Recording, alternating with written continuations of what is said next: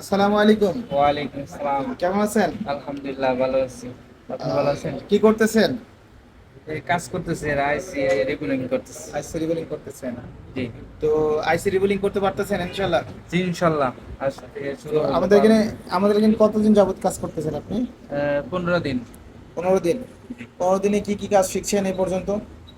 অনেক কিছু অ্যাডভান্স লেভেলে কাম শেষ করে আমরা বেসিকের শুরু হয়েছি। মানে বেসিক লেভেলে কাজ শেষ শেষ করে করে অ্যাডভান্সে, অ্যাডভান্স শুরু হয়েছে। জি বেসিক শেষ করে অ্যাডভান্সে করছেন। জি আচ্ছা, অ্যাডভান্সে এখন আইসি লেভেলে কাজ চলতেছে আপনাদের, জি, তাই না? আইসি লেভেল। তো আমাদের যে 40 দিনের যে কোর্সটা, আমাদের 40 দিনের কোর্সটা আমরা এই 40 দিনে কেন করলাম?